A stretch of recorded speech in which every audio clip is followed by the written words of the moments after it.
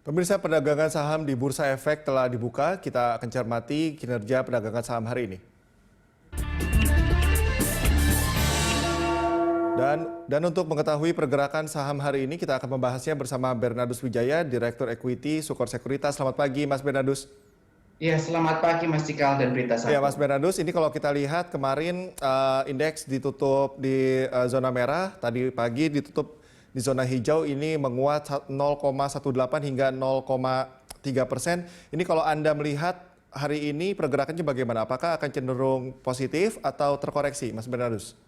Untuk hari ini pergerakan IHSG akan cenderung positif mengikuti bursa Eropa, di mana pada malam hari tadi bursa Eropa mulai dari Jerman hingga Inggris naik lebih dari 2%.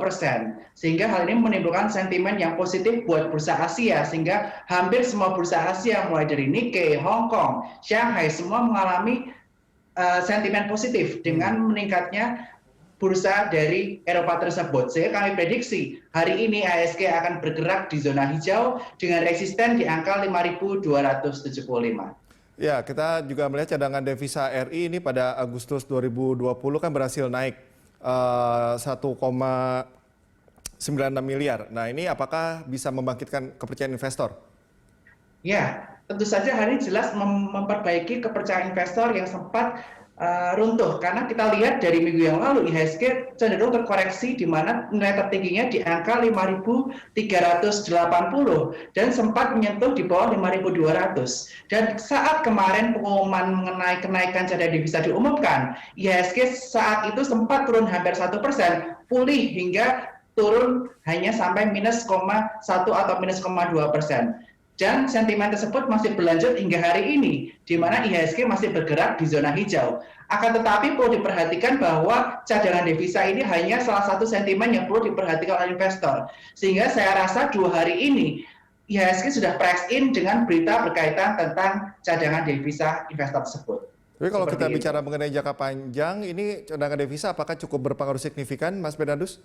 Nah, jika kita melihat jangka panjang, masih banyak faktor-faktor lain yang mempengaruhi IHSG. Salah satunya adalah berkaitan tentang GDP yang nanti akan diumumkan di bulan Oktober nanti, GDP Q3. Kemudian berkaitan tentang pemilu di Amerika Serikat di bulan November nanti. Serta paling penting adalah berkaitan tentang COVID-19 ini. Bagaimana kemampuan pemerintah mengenai COVID-19 baik di Indonesia maupun secara global untuk negara-negara lain, dan tentunya bagaimana pengaruh COVID-19 ini terhadap pertumbuhan bisnis, pertumbuhan ekonomi di masing-masing negara. Seperti itu, Mas Cika. Oke, tapi ini kan kalau kita tadi bicara mengenai faktor eksternal juga cukup sangat mempengaruhi. Tapi kita bicara dulu mengenai COVID, Mas Bernardus. Ini kan angka positif juga khusus di Indonesia ini terus meningkat begitu. Nah, ini bagaimana? Tapi di satu sisi juga pemerintah berupaya untuk menstabilkan dari sisi ekonomi. Anda melihatnya sejauh ini dampaknya akan seperti apa, Mas Bernardus?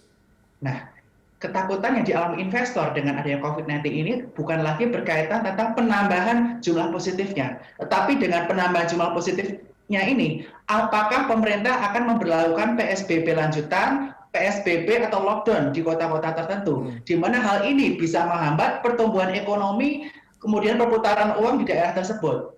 Nah, jika pertumbuhan ekonomi kemudian perputaran uang di daerah tersebut terhambat dengan adanya PSBB atau lockdown yang dikarenakan COVID-19 ini naik, tentu saja hal ini akan menghambat perekonomian, pertumbuhan ekonomi yang mengancam berkaitan tentang menurunnya tingkat inflasi, bahkan bisa berpengaruh terhadap nilai GDP di Indonesia di Q3 nantinya. Yang jelas-jelas ini akan sangat berpengaruh terhadap nilai indeks kita nantinya. Begitu, Mas Cika. Oke, Mas Bernardus, ini Bank Sentral Eropa akan mengadakan pertemuan kebijakan moneter. Harapan pasar seperti apa dari pertemuan ini? Tentunya harapan pasar sekali lagi Bank Sentral Eropa itu bisa memberikan stimulus yang luar biasa terhadap pertumbuhan ekonomi di Eropa. Terutama saat ini Eropa ini sangat terdampak karena adanya COVID-19 ini.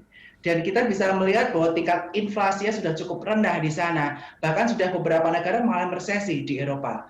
Oleh karena itu yang sebaiknya dilakukan oleh Eropa adalah memberikan stimulus baik secara langsung maupun tidak langsung kepada masyarakat Eropa. Salah satunya adalah berkaitan tentang suku bunga.